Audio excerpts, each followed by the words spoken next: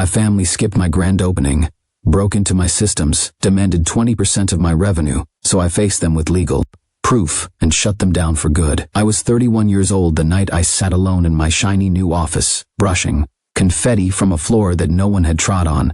The apartment still smelled like fresh paint and new carpet. I had spent months meticulously planning every aspect, from the glass-paneled conference room to the espresso machine.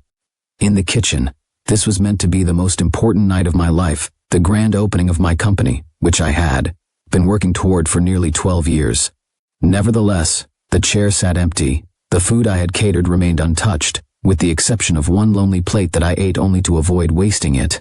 My name is Adrian Keller, and I've been the responsible one in my family since I can remember. The one who preserved the peace, showed up to every birthday, and lent money, even if it meant eating noodles for a month. Marcus Keller, my younger brother, has always been the golden kid. Whatever he did, no matter how dangerous, was interpreted as ambitious, charming, or simply Marcus being Marcus. When he went out of college after 3 semesters to find himself, my parents proudly declared him an entrepreneur. When he worked 4 jobs in a year, people suggested he hadn't found his passion yet. Meanwhile, I discreetly finished school, worked double shifts at a warehouse, and lived in a studio apartment with barely enough space for a bed and a desk. Every dollar I saved went towards this ambition, starting my own business, not a side hustle or a passion project, but a legitimate legal registered firm with staff and office space that would last. So when I finally signed the lease and opened the doors, I expected my family to be proud. I sent out digital invites weeks in advance, and even printed a few physical ones for my parents because I knew they'd swear they didn't receive the email. I planned champagne, music, and a little statement to thank everyone who supported me. At 7:00 p.m. I stood by the entrance in my only nice suit, waiting for the first familiar figure to enter. At 7:15, I persuaded myself they were simply running late. At 8, I updated my phone. No calls, texts, or "we're on our way." At 9, I discreetly informed the caterer that they may pack away the leftovers.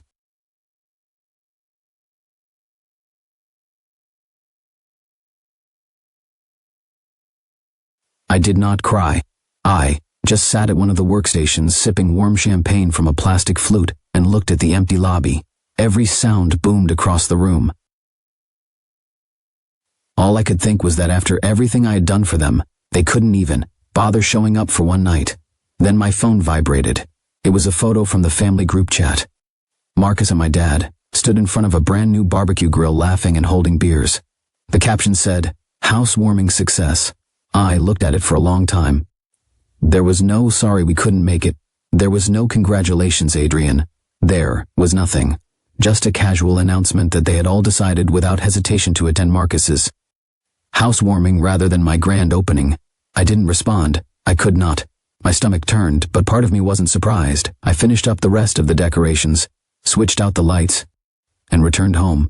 The next morning, I received a text from Helena Keller. "We need to discuss earnings. Your brother claims he deserves a haircut." I sat there staring at the computer, my coffee getting cold. What did my brother deserve a cut of? He had not invested a penny, lifted a finger, or even attended the launch. My company hadn't made a single dollar yet. Marcus suddenly became entitled to a portion of it. I did not respond right away. I just felt exhausted, not from the night before, but from years of being taken for granted.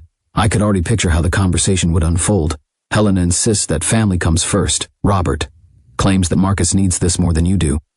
Marcus was presumably emailing me a list of reasons why his contribution, whatever it was, deserved a percentage. For the first time in a long time, I felt something within me hardened. That text was not simply a request. That was a warning shot. I had a choice: roll over like I always did, or try something new this time.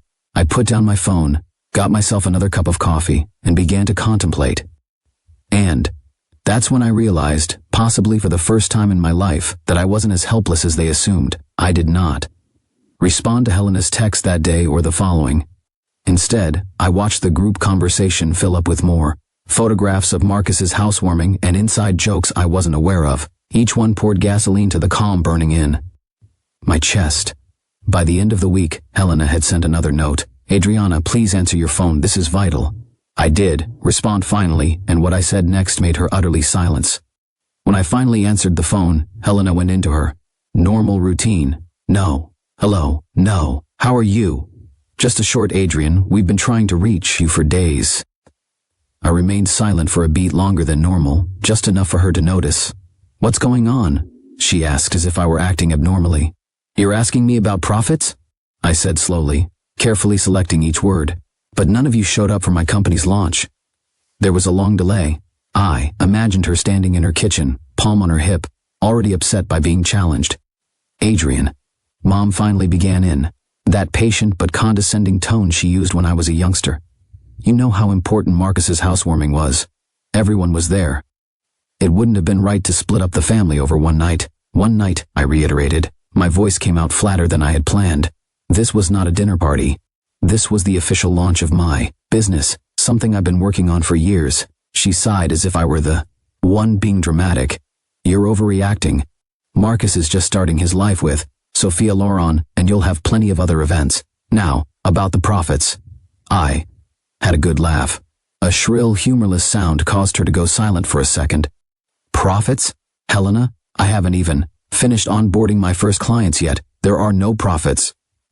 Well, Marcus was saying that since he inspired you to start the company, he should get some sort of founder share, or at least a family discount since he wants to use your services for his own projects. That completely stopped me.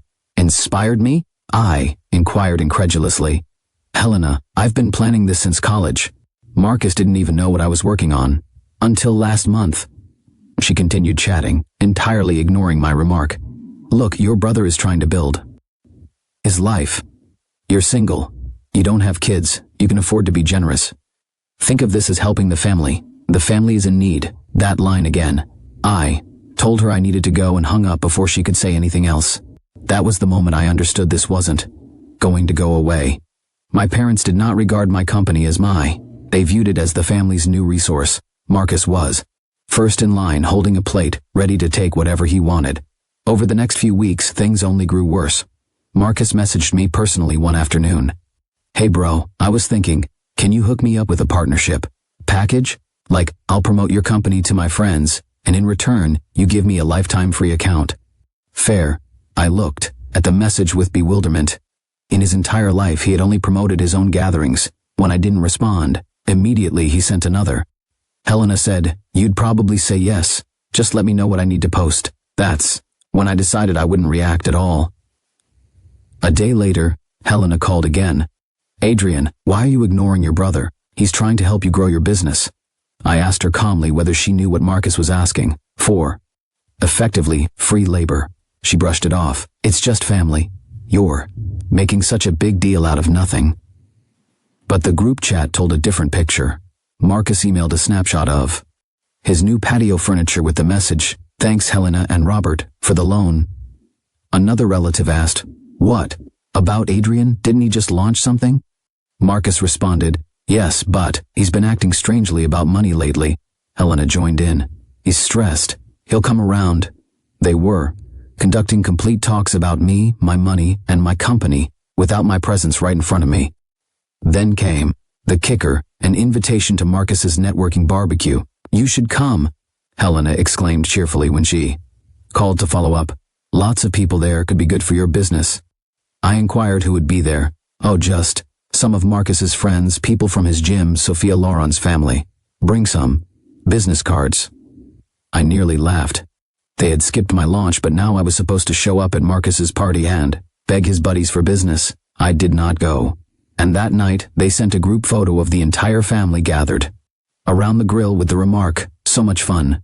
We missed you, Adrian. The phrase, we missed you, stung more than I imagined, like it was my fault for not following their narrative.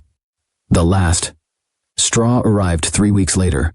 My accountant sent me an email informing me that someone using Helena's email address had inquired about adding a family partner to my company's banking account.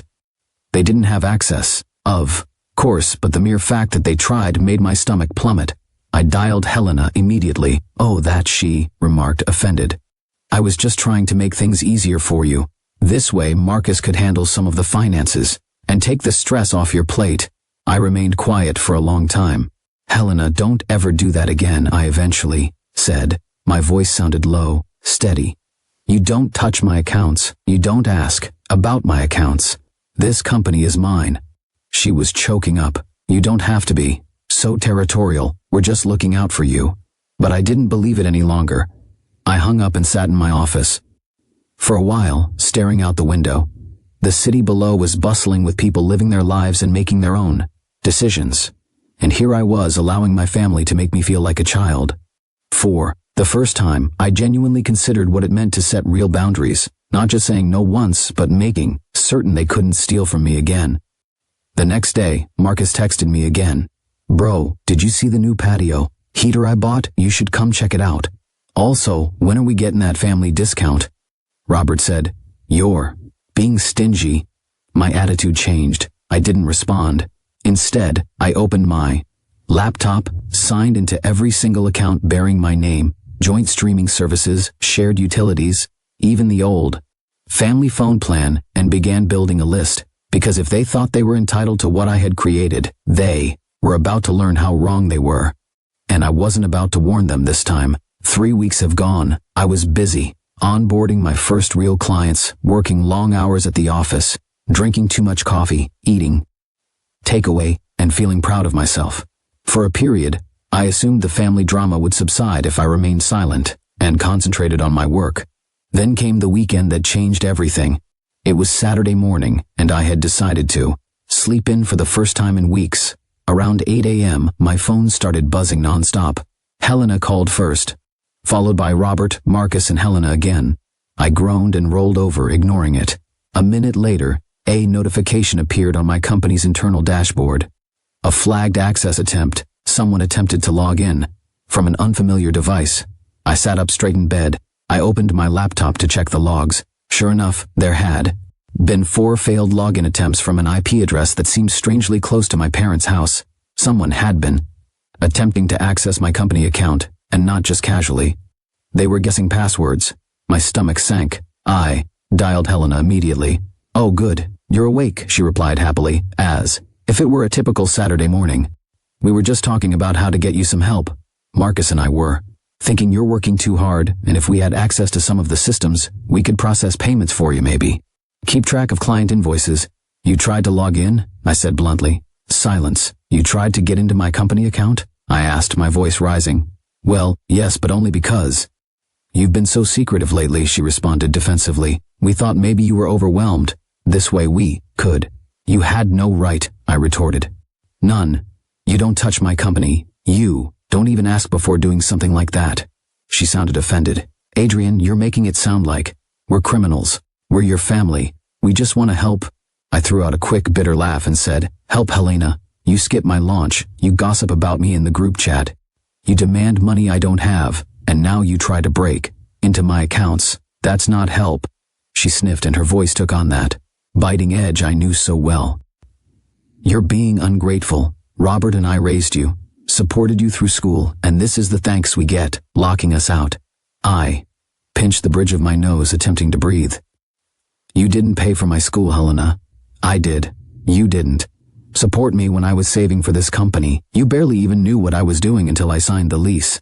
That's not the point, she replied coldly. This family shares everything. You've been acting like you're better than us, hoarding your success. It's selfish. I did not trust myself to say anything else. I simply hung up. Marcus texted me 20 minutes later. Really, dude? Helena says you yelled at her. Chill. She was just trying to make sure you don't mess anything up. Also, I already told Sophia we'd get that family plan discount, so don't make me look bad. I put the phone down, shivering. That's when I knew it wasn't simply about the boundaries anymore. They truly believed that they were entitled to what I'd accomplished. By Monday, it had intensified again. When I got to my office, I discovered an envelope slipped under the door.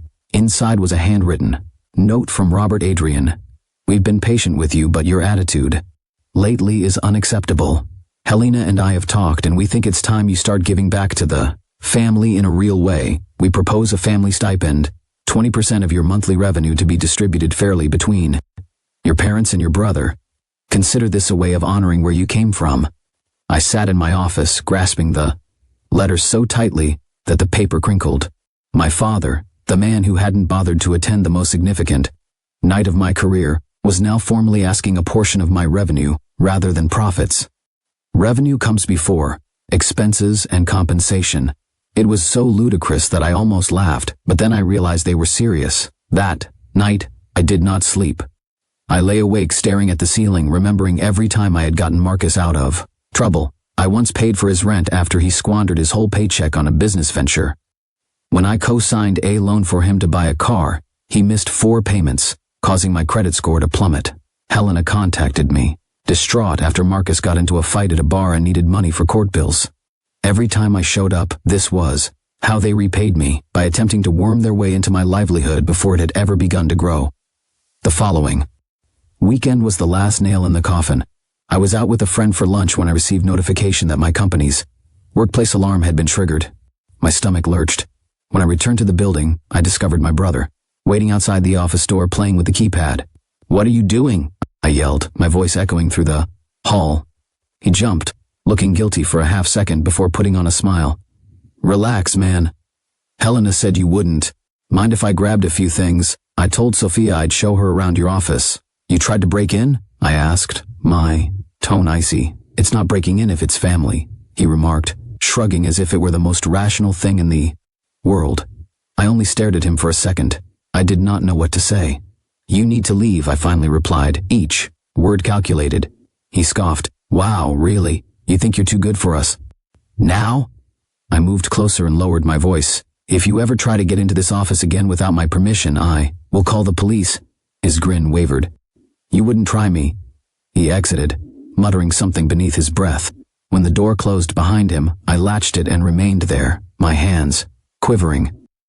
That was it. That was the line. They had gone from disrespect to flagrant violation. I didn't answer any calls or texts for the rest of the weekend. I sat at my desk going over every system I had, business accounts, personal accounts, security settings, and began tightening things down, realizing that this wasn't just about limits. This was wartime, and if they wanted to treat my firm like a personal ATM, they were about to find out what it meant when I closed the door permanently. I awoke on Monday feeling as if I'd been hit by a truck. My body was not sore. It was my chest, stomach, and head.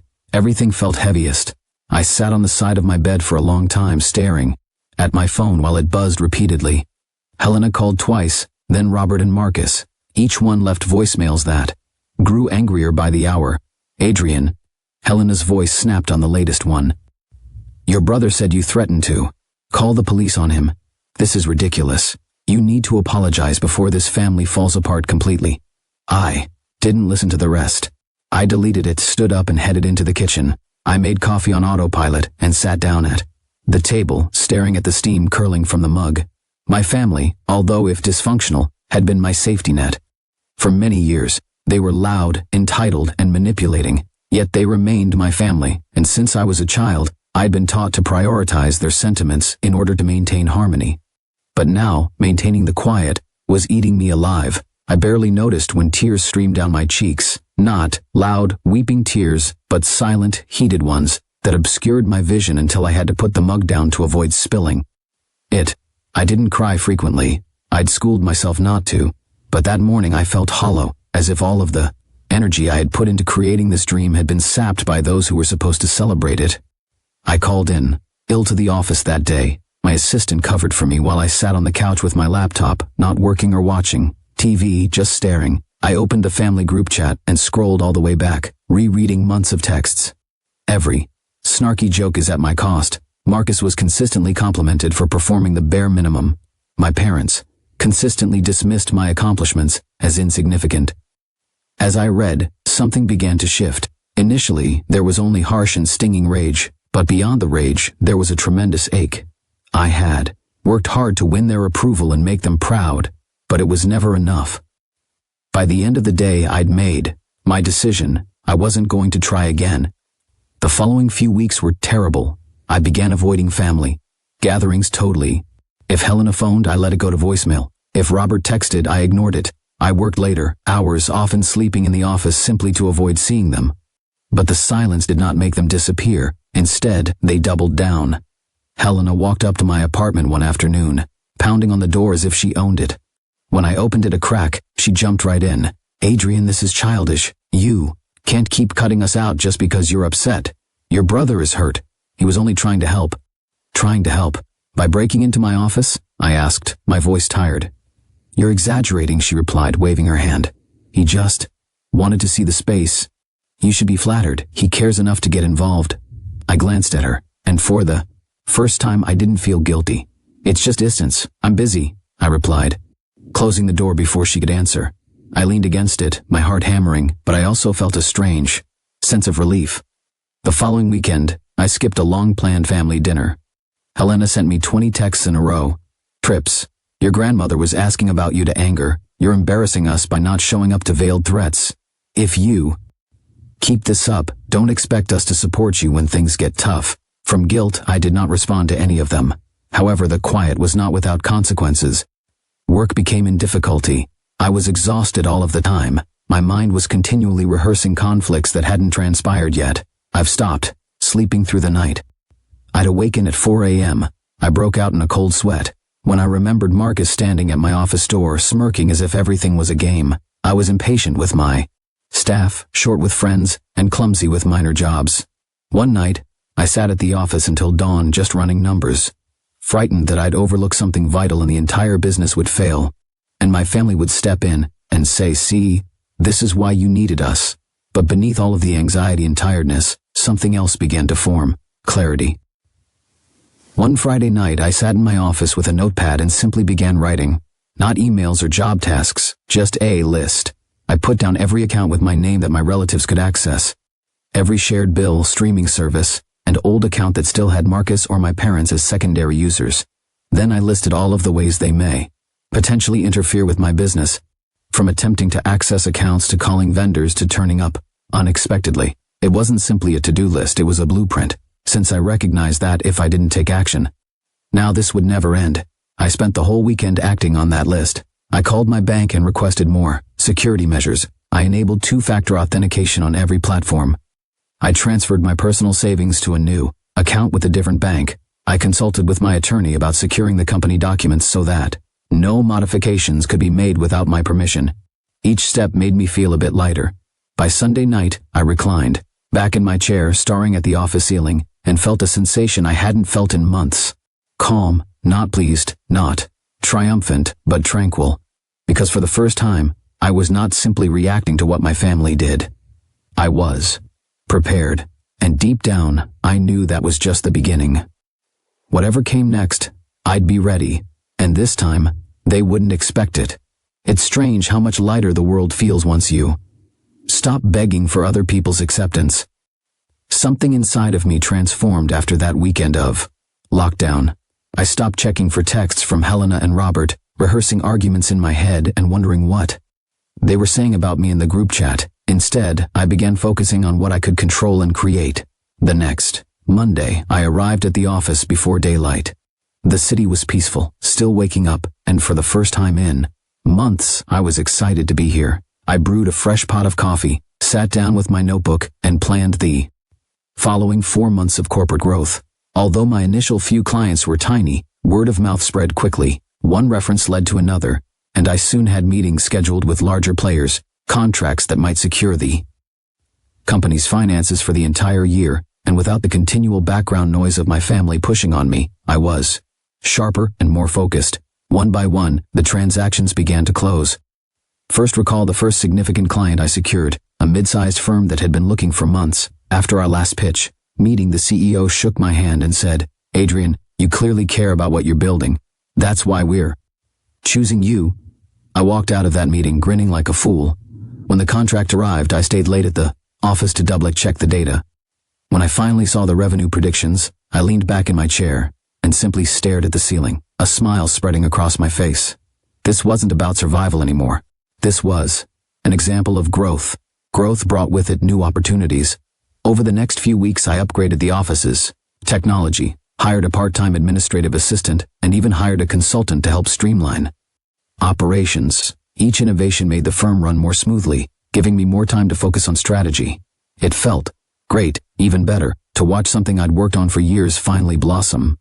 The finest part, however, was neither money nor success. It was confidence. I stopped feeling little when my phone vibrated with a message from Helena or Marcus. I stopped dreaded seeing them at the grocery store. In fact, I started ignoring them completely. Helena left me, a lengthy voicemail filled with sighs and theatrical pauses. Adrian, this has gone on long enough. Your brother is hurt. Your father and I are hurt. We just want to sit down and figure out a way to work together. Family is supposed to share. First did not call her back. Instead, I listened to the message twice, calmly deleted it, and returned to examining a new contract worth more than my previous 4 clients combined. And then something interesting occurred. Marcus texted me again, this time with a question rather than demands. Hey bro, do you know anyone hiring? Things are kinda tight right now. I stared at the screen for a long time. I could have ignored him. I could have gloated. Instead I typed, no, sorry, things are busy here. That was it. The power dynamic had shifted. I did not need to yell or dispute. I didn't have to explain myself. For the first time in my life, I had the option to just not participate. And the silence drove them mad. The texts became more frequent. Marcus asked if I might lend him money to cover the rent. Helena asked if I could pay for a family trip they had already planned because they were a little short right now. Robert sent me a note stating he'd heard about my new clients and felt it was only fair to share some of the success. I did not respond to any of it. Instead, I continued to grow. Within a few months, my revenue had doubled. I relocated the company to a somewhat larger location with more natural light and space for expansion. I purchased new furnishings, upgraded our software, and even hired a junior project manager to help alleviate some of my workload. For the first time, I felt like a legitimate CEO. And that's when I started thinking about the following step, not only surviving and thriving, but exploiting my position to permanently safeguard myself. First established a separate holding company for my assets, moved my intellectual property into it and structured things so that if anyone ever attempted to intervene legally, they'd have to go through multiple layers to determine what I even owned. I also revised my will, which most people my age don't even consider, to ensure that everything was locked down and out of reach of anyone who would try to claim a piece of it for the good of the family. Each step made me feel stronger, calmer, and more in charge. But the irony was that the more I backed away, the louder my family became. Helena began sending guilt-laden emails about missing her kid. Marcus posted cryptic rants on social media about self-centered people who forget their roots. Robert left messages indicating that he needed to discuss the future of the family. Marcus even showed up outside my office again, but this time he was unable to enter. I'd improved the security system to demand access cards and cameras. I watched him on the feed, pacing, knocking once or twice and then departing. When I received an alert on my phone indicating the system had recorded footage, I stored it just in case, because as pleased as I was of how far I'd come, I knew one thing for certain. They weren't finished. They'd try again, and when they did, I was not going to sit there and accept it. I was going to be prepared, not only to safeguard everything I had achieved, but also to make it clear that they could no longer treat me this way. And for the first time, I felt a peculiar sense of anticipation, since I was no longer just surviving their onslaught. I was waiting for them to make their next move before I could finally make mine. By spring, my company was in the finest shape it had ever been. I had a small but devoted crew, recurring contracts with multiple mid-sized organizations, and adequate cash flow to cover payroll. The business no longer appeared fragile. It felt stable, and that steadiness gave me the mental space to consider the big picture. I wasn't just establishing a corporation anymore. I was making a shield. One Friday afternoon, I was going over paperwork with my attorney, signing off on some final protections for the holding company when he casually asked, "You mentioned family disputes last time we met. Do you still want to include a clause prohibiting them from ever having financial power over the business?" "Yes," I replied without hesitation. He nodded, making a notation in the document. "Good call. You'd be surprised how many disputes we see when a business starts doing well. Families can be complicated." I nearly laughed. Complicated was an understatement. Following the meeting, I decided to go for a long walk through the city. The weather was pleasant, and for the first time in a while, I allowed myself to slow down and ponder. That's when I realized something unusual. I hadn't heard from my folks in almost 3 weeks. No texts, no voicemails, and no unexpected visitors. At first, I assumed they'd finally given up, but then I received a call from a common acquaintance, a family friend who ran a small accounting firm. "Adrian, I just thought you should know," he added, his voice low. Your brother came by my office last week asking questions about how to set up a business partnership. And he mentioned your company by name. I paused in my tracks. What did he say exactly? He said you'd probably make him a partner soon, but he wanted to get ahead of the paperwork so it wouldn't take too long. Sounded pretty confident about it. I thanked him for the heads up, hung up, and stood on the pavement for a minute, allowing the wrath to wash over me. Marcus was preparing something, and knowing my brother, it wasn't going to be minor. That weekend, I finally reopened the group chat, not to respond, but to observe. Sure enough, there it was. Helena responded. We're thinking of having a family meeting next weekend to discuss some exciting opportunities. Marcus responded. Yeah, can't wait to share what I've been working on. Robert's response. Adrian, you should really be there. This could be big for all of us. I put down the phone and felt something move within me. For months I had been on the defensive, blocking them, locking things down, and attempting to prevent them from interfering. But suddenly, I had leverage because the truth was that my company was no longer a vulnerable startup. It was profitable and secure. And thanks to the restructure, I was the only person with legal ability to make decisions about it. Even if Marcus walked into a lawyer's office tomorrow and said he was entitled to a share, there was nothing they could do. The best part is that they were unaware of this. That night, I got down at my desk with a legal pad and began writing. This time, instead of just taking notes, make plans. I identified every point of communication I still had with my family, every account they might use, and every small connection they had to my life. Then I described methods for severing each one gradually, strategically, and without warning. I also began to see my company differently, not just as a source of income, but also as a fortress.